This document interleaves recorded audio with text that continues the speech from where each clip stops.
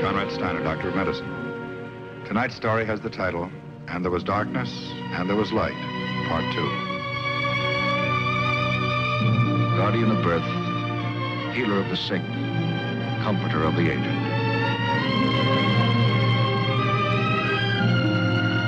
And the qualities of the worthy physician are three: the eye of an eagle, the heart of a lion, the hand of a woman.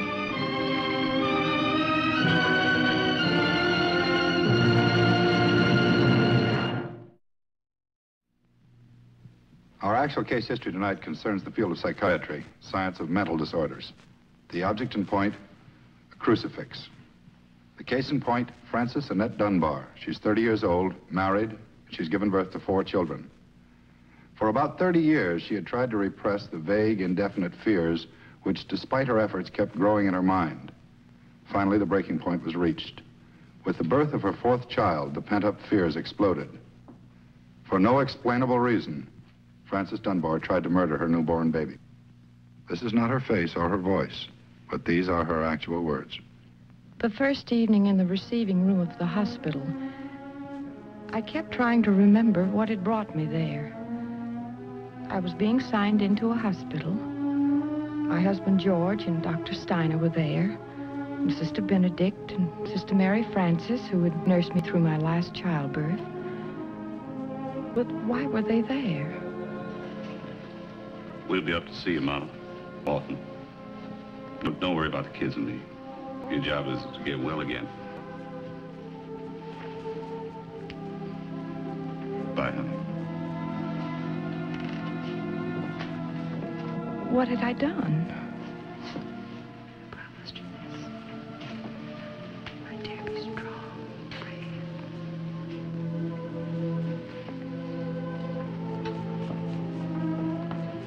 Well, make yourself comfortable, Mrs. Dunbar. I'll only be a moment longer.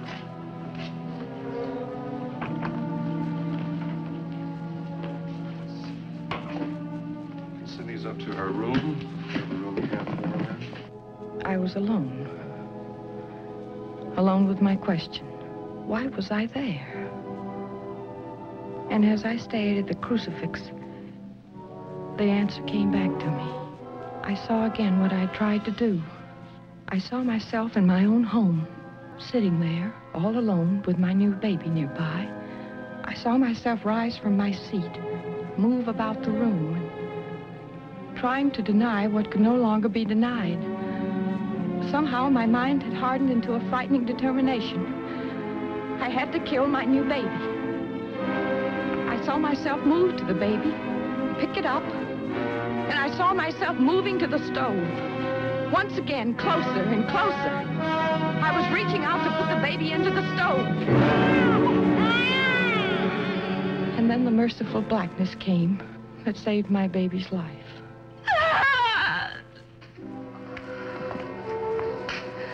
I don't want to hurt my baby. I don't. Of course not, Mrs. Dunbar. Of course not.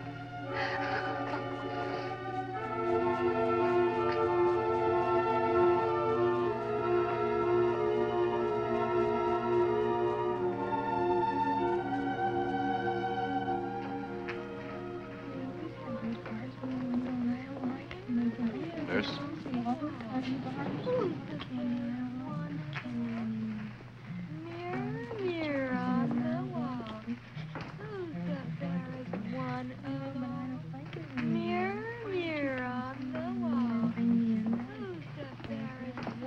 This way, Mrs. Dunbar.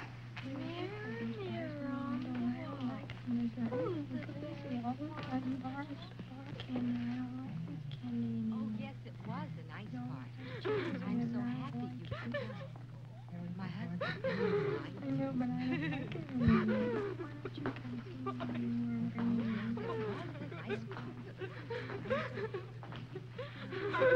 My name's Margie Hartwig. I'll put your regular clothes in the check room with the other things.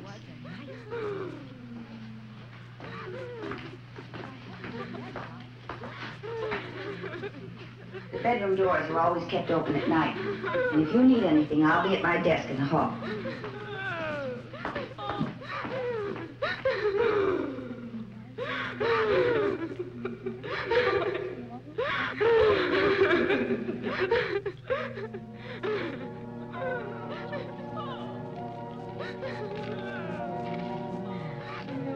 tried to sleep that night, but although I shut my eyes, sleep would not come. The frightening sounds from the corridor and the twisting shadows in my room seemed to me like voices and shapes from the dead. And all about me, strange, frightening things seemed to move and beckon. And even when I closed my eyes, the images would not leave me. I knew that they were there, in the room, not in my mind. And I knew that there was something in the closet. Some wild animal. An animal that was going to tear me with its fangs. I wanted to run, but I couldn't. My entire body had turned to ice, and nothing would move.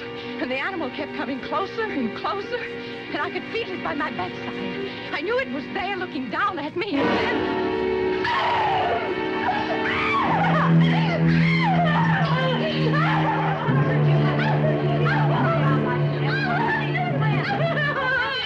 Now, Mrs. Dunbar, it's just old Mrs. Trenton. You shouldn't have left your room, Mrs. Trenton. She thought it was her own bed. She gets lost sometimes. Mrs. Trenton is a very sweet old lady. Everybody here likes her. You will, too. You'll be good friends. I'm sorry if I frightened you. There now. You try to go to sleep. There's nothing to be afraid of here. We're all your friends. Come along, Mrs. Trenton. I'll take you back to your room. I thought I was in my own room, Marge. Really, Yes, truly, yes, I know. I understand. The next day, I was told some of the hospital rules. I could have the freedom of the corridors, and at the end of the corridor was a reception room. But I stayed in my own room all day long. I was too afraid of the patients to go out. During the second night, other thoughts started crowding into my mind. Thoughts about sharp objects, hammers, scissors, pieces of sharp metal. For many years, I'd been afraid of weapons and anything that might be used as a weapon. And now my mind was crowded with them. I don't know why. I never know why.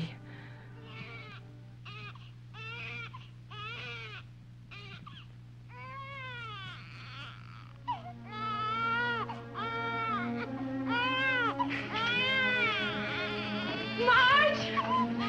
Marge! Marge! What is it, Mrs. Dunbar? It's my baby. Stop my baby from crying. There's no baby here, Mrs. Dunbar. Well, give me something to sleep. Please make me sleep. Now, you're going to be all right. You're going to be all right. Don't worry. I'll see if I can get you something. I couldn't realize at the time that there was really nothing to fear. I don't know about other state mental hospitals, but at this one, the doctors and nurses treated me with patience and kindness and understanding. But of course, I was in no condition to see that during those first days.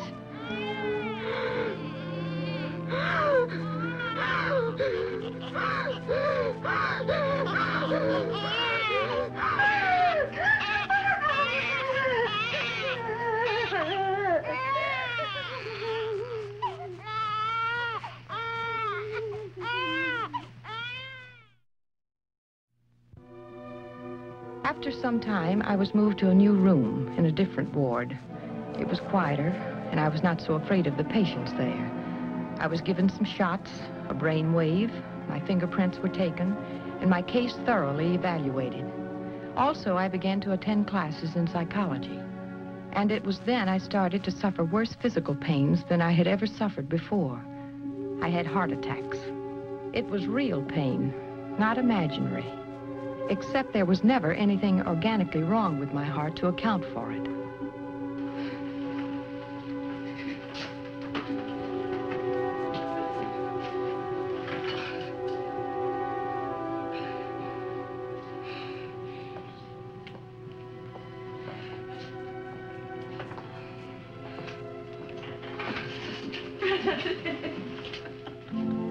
Some of the sisters came up on sick calls. I thought you'd like to see a familiar face, so I came along with them for a little visit. Oh, sister, I wish I could die. Please tell them let me die.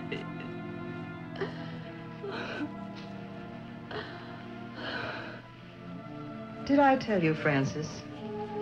This used to belong to my older sister. She suffered from trouble like yours for half her life. In those days, there was no one who could help her. This was her only help. Oh, Sister Benedict, I only want to die.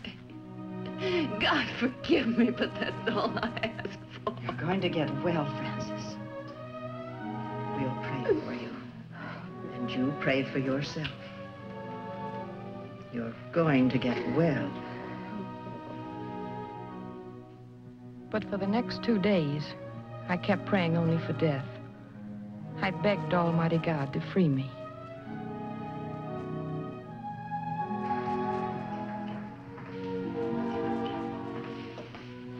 Mrs. Dunbar?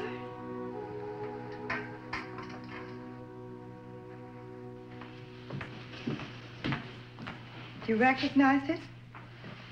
It's your suitcase. Pretty? You're wondering why I brought your clothes to you? Because you're going to wear them when you see Dr. Clifford. Personal appearance is very important here. Dr. Clifford? He's one of our psychotherapists. He's going to help you get well again.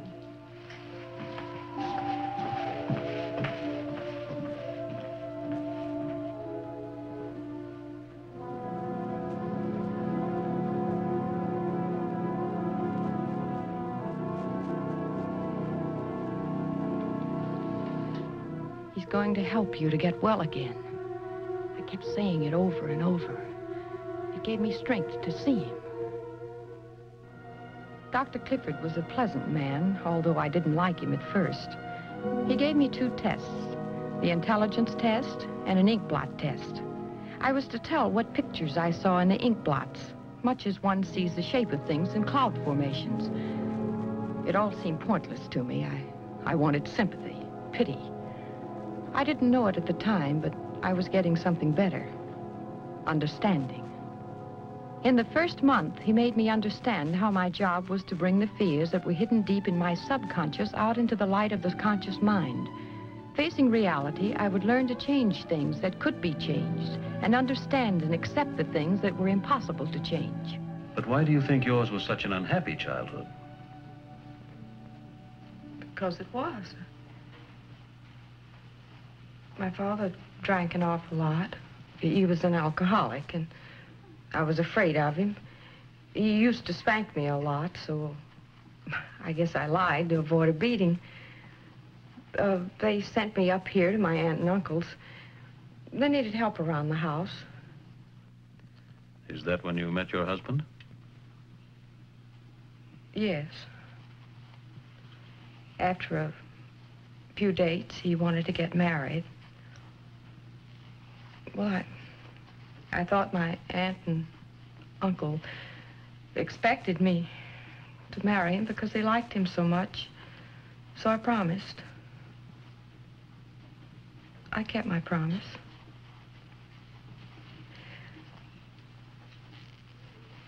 On the way to my own wedding, I hoped I would be killed so I wouldn't have to go through with it. And on my wedding night,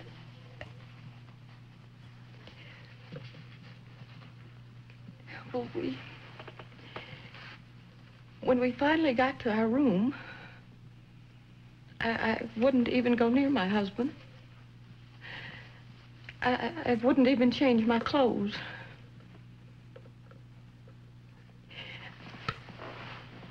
I just sat there in a chair all night long and cried from shame.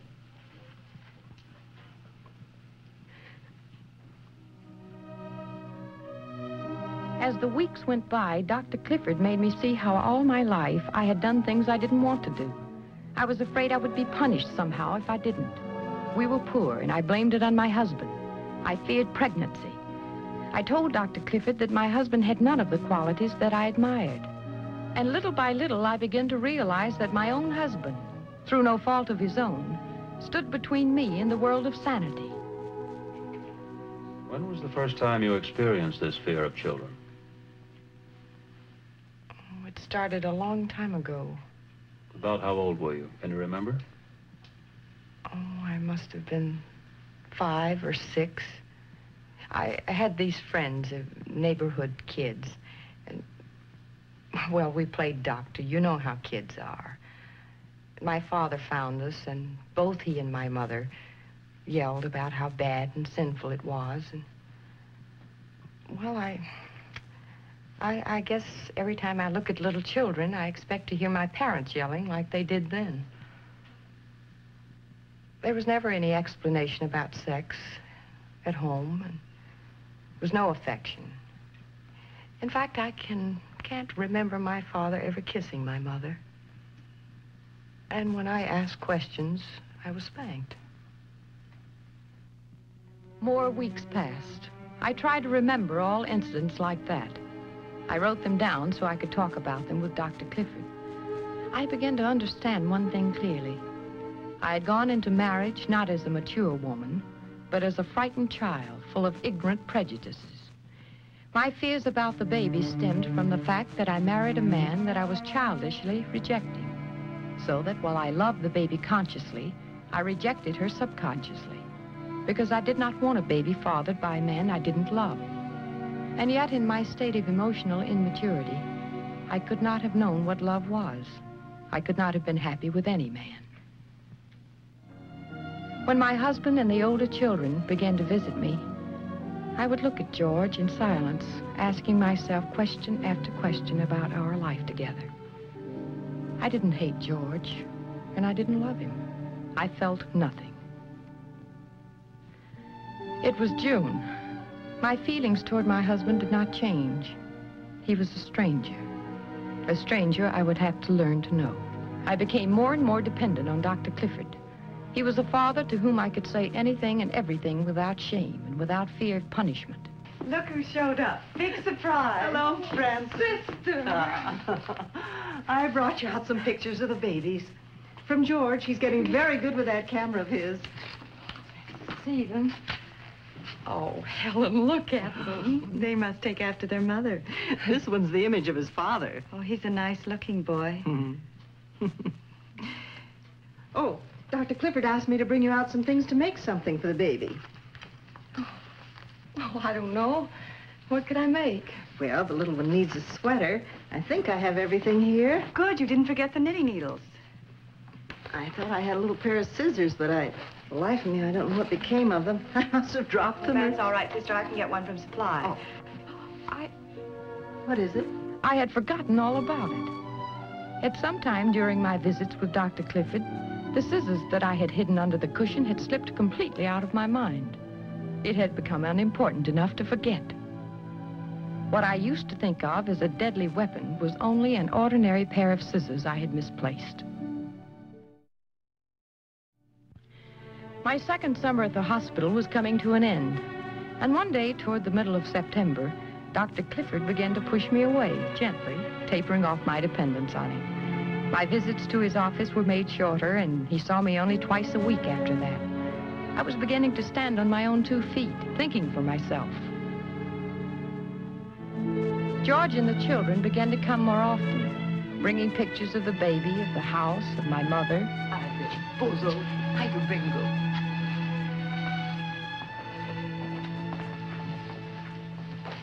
Oh, how pretty. And look.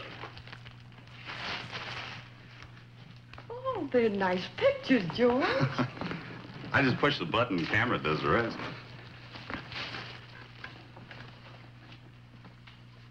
I got some good news. I got a raise. That's wonderful, George. It's not much. It's just a little raise, but... Well, your mother and I, we figured we could start saving up now for when you come home.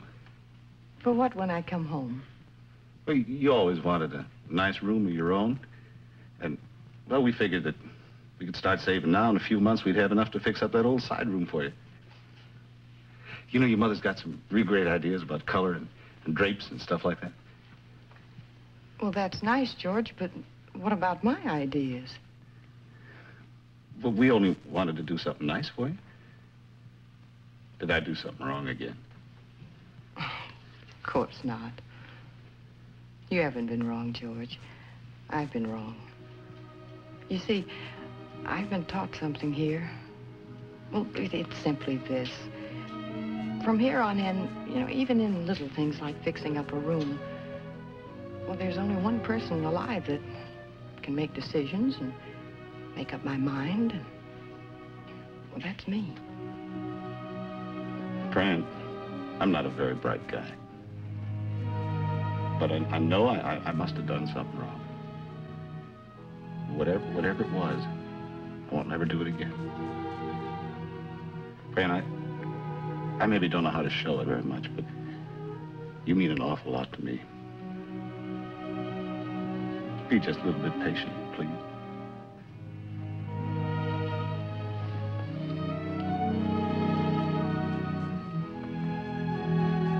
I love you. I can really say that now. I love you.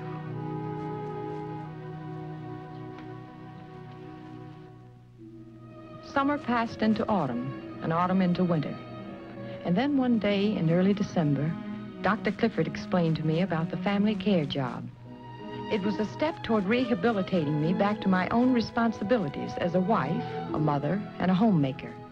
I was allowed to leave the hospital every day to take care of an old couple in the next town. By caring for them properly, I gained proof that I could care for my own loved ones. It was the last test, and the month of December was a happy one for me. It was the day before Christmas. The joy of simply being alive filled every moment. I'd be going home soon, someday in the coming new year, home to my children, my husband, and to my baby. Hello. Hello, Fran. Hope I'm not disturbing you. No, I was just finishing up my creche here. I told Jessie so much about it, she wanted to come over and see it. Jessie, this is Mrs. Dunbar. Hello, Jessie. Your little girl? Mm-hmm. I thought maybe you could show her your creche while I was in C3, helping them get ready for the Christmas Eve party tonight. Oh, I'd love to show Jessie. Are you having guests for the party? Oh, yes. My husband is bringing over the older children, and Dr. Styner said he'd stop in for a little while. That's wonderful. Don't let Jessie bother you too much. I'll be only 10 or 15 minutes. Oh, you take as long as you like. Thanks.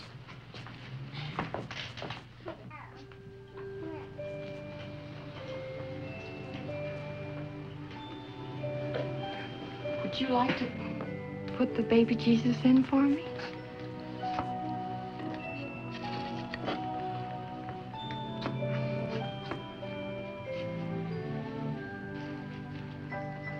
Hey, you two had better get dressed for the party. I can finish up. There's only the tinsel left.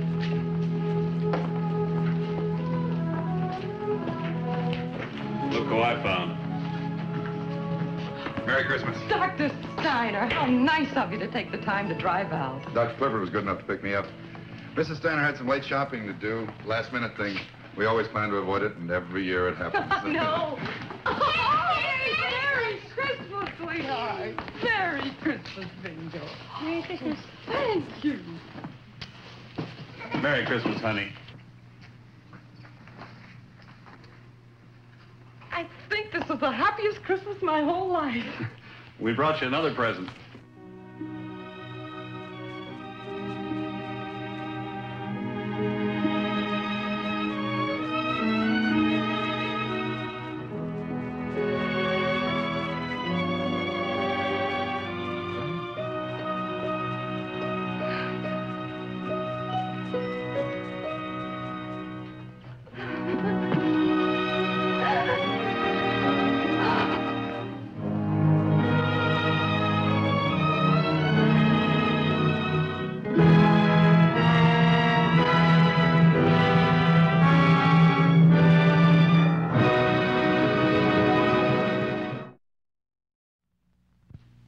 Considering the funds available to them and the shortage of staff personnel, state mental hospitals are doing a remarkable job.